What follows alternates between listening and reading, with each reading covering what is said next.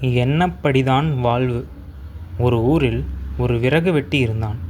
அவன் நாள்தோறும் ஊர் எல்லையில் இருந்து காட்டுக்கு சென்று விறகுகளை வெட்டி அவற்றை மக்களிடம் விற்று வந்தான். ஒரு நாள் அவன் வழக்கமாக விறகு வெட்டி கொண்டிருந்தான். அப்பொழுது அவனுக்கு களைப்பு ஏற்பட்டது. அங்கிருந்த ஒரு மரத்தின் நிழலில் படுத்தான். அந்த மரமானது நினைப்பதையெல்லாம் கொடுக்கும் மந்திர மரமாகும். அந்த விஷயம் அவனுக்கு தெரியாது. அப்பொழுது தென்றல் காற்று சில்லென்று வீசியது. அது அவனுக்கு சுகமாக இருந்தது.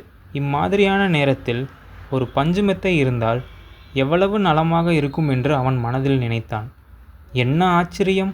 அடுத்த கணம் அவன் அருகில் ஒரு கட்டிலும் அதில் பஞ்சு மெத்தையும் வந்து சேர்ந்தது.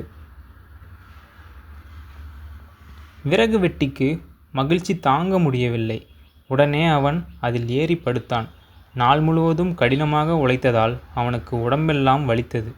இந்த சமயத்தில் முதுகு, கை, கால் பிடித்து விட இளம்பெண் ஒருத்தி இருந்தால் எவ்வளவு நன்றாக இருக்கும் என்று மனதில் எண்ணினான். என்ன அதிசயம்! அடுத்த கணம் அங்கு ஒரு இளம்பெண் தோன்றியிருந்தாள். விறகு வெட்டிக்கு ஒன்றுமே புரியவில்லை. அவன் மகிழ்ச்சி வெள்ளத்தில் மிதந்தான். அவன் ஆச்சரியப்பட்டான். நினைப்பதெல்லாம் நடக்கிறதே! இவ்வளவு சுகங்கள் இருந்தும் வயிற்றுக்கு உணவில்லாமல் பட்டினியாக இருக்கிறோமே! இப்பொழுது அறுசுவை உணவு இருந்தால் எவ்வளவு நலமாக இருக்கும் என்று எண்ணினான். மறுகணமே தங்கத்தட்டில் அறுசுவை உணவு வந்தது. பல வகை உணவுகள் வந்தன.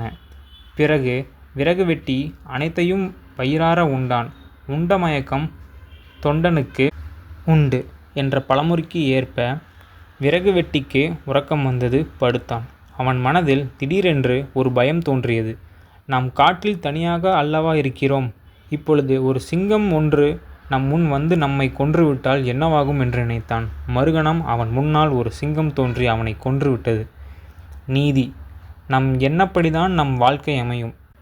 நாம் உயர்ந்தவற்றை நல்லதை எண்ணினால் நம் வாழ்க்கை நல்லதாகவே அமையும். தவறான எண்ணங்களை எண்ணினால் நம் வாழ்க்கை துன்பம் நிறைந்ததாக இருக்கும். எனவே நாம் உயர்ந்தவற்றையே நினைக்க வேண்டும்.